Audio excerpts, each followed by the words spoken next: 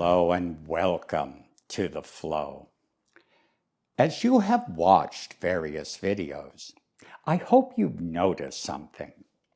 The Flow has never talked about going to heaven, whatever that means, and it's not talked about going to hell, not even thought of in Jesus' day. It's about making this world and our communities and our nations places where people are able to thrive and succeed. Here's another surprise. God did not and has not created hell. We create this reality ourselves. And here's another surprise. Personal transformation works both ways here on earth, because on earth, wherever you may be, we can be confronted with hell or heaven right where you are this day and in the future. In whatever ways it can be seen or accomplished, personal transformation is imperative.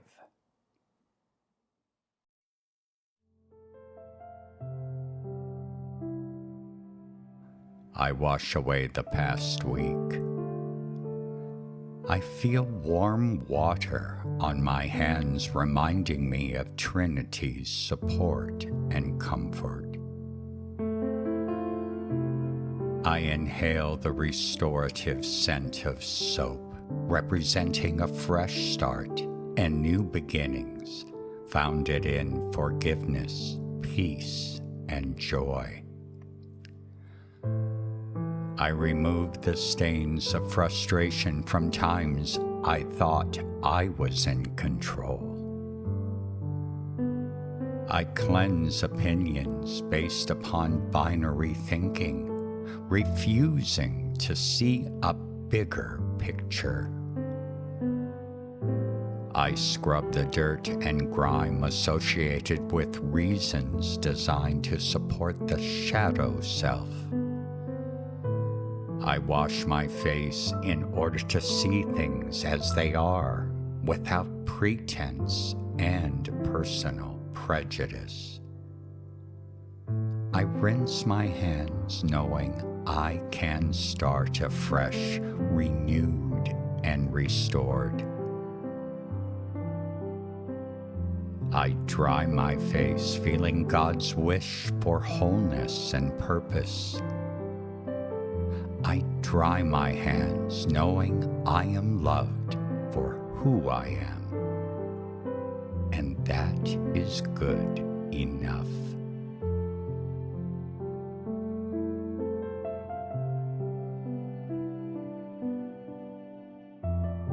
In order to love God and neighbor, first learn to love a skunk. After their DNA was sequenced, scientists learned that skunks derived from a single common ancestor about 30 to 40 million years ago. Skunks are extremely adaptable and thrive in many different habitats as long as food and shelter are available. Because they rarely travel more than 2 miles from their established dens, a skunk will typically settle down within 2 miles of a water source. In order to love God and neighbor, first learn to love a skunk.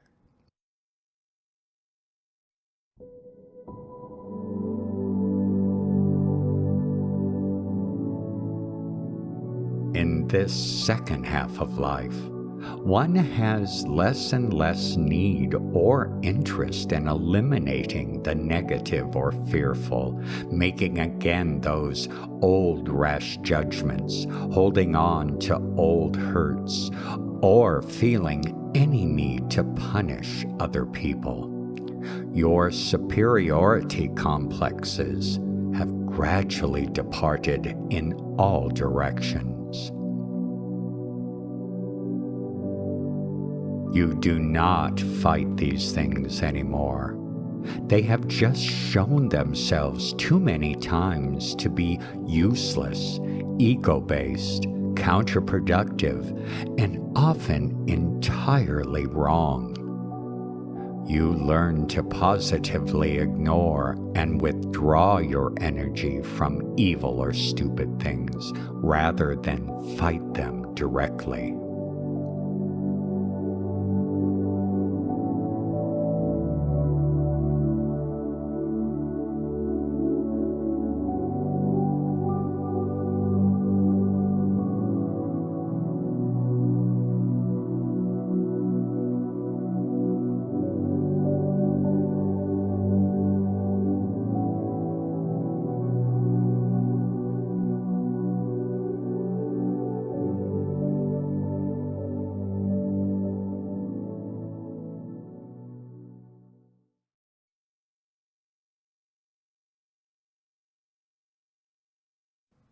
God told Jeremiah, "Up on your feet, go to the potter's house. When you get there, I'll tell you what to say." So I went to the potter's house, and sure enough, the potter was there, working away at his wheel. Whenever the pot the potter was working on turned out badly, as sometimes happens when you are working with clay, the potter would simply start over and use the same clay to make another pot. Then God's message came to me. Can't I do just as this potter does? God's decree. Watch this potter. In the same way that this potter works his clay, I work on you.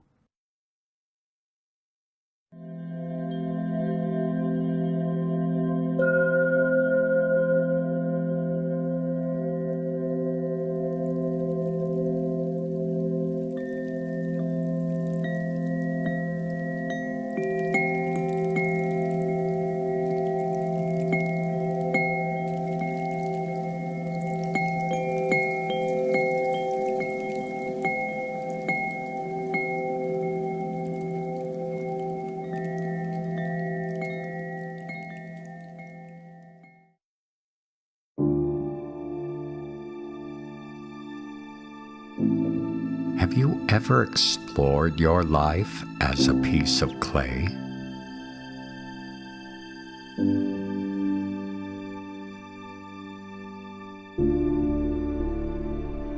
What relationships or experiences are part of your clay's substance?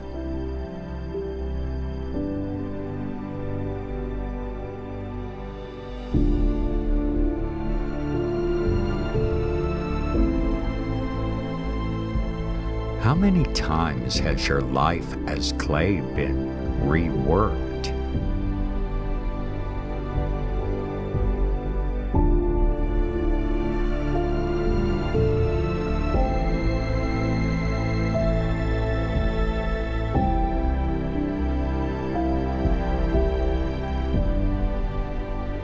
At this point in your life, think of your clay's form.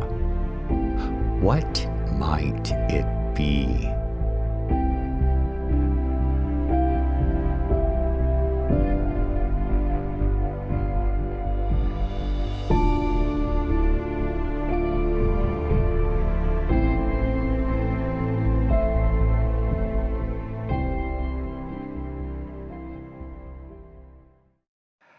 Yes, this passage promotes both a corporate and personal advocacy surrounding transformation. But this notion of transformation is interesting in that if we imagine ourselves as a piece of clay on the potter's wheel, we learn much from this metaphor about how Trinity works within us, gently weaving a newness from within. One thing you may notice is that if the potter finds the project is not turning out as expected, the clay is not thrown away. The potter is not upset and does not abandon the project. If the intended shape of the pot goes badly, notice how the prophet does not say that the pot being created was wrong. It's just not the shape first anticipated. Then the existing clay is remolded into something more satisfactory. Secondly, this reshaping includes the same substance as when the potter began, but the clay has been transformed into something better, more pleasing and useful. It has been reworked by the hands of its creator. A spiritual transformation can and should resemble the reworked clay on the potter's wheel. The same person, but transformed into someone pleasing and useful.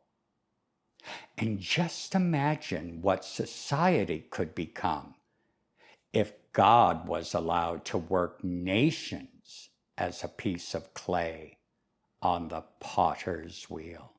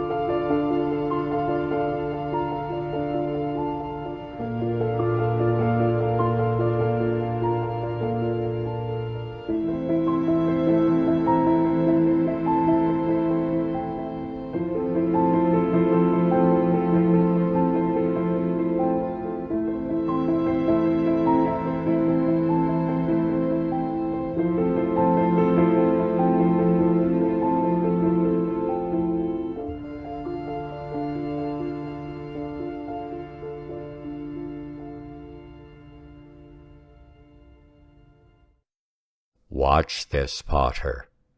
In the same way that this potter works his clay, I work on you.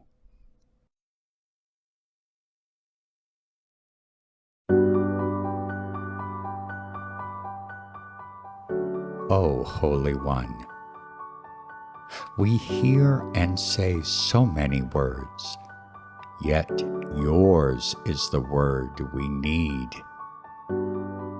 Speak now and help us listen, and if what we hear is silence, let it quiet us. Let it disturb us. Let it touch our need. Let it break our pride. Let it shrink our certainties. Let it enlarge our wonder.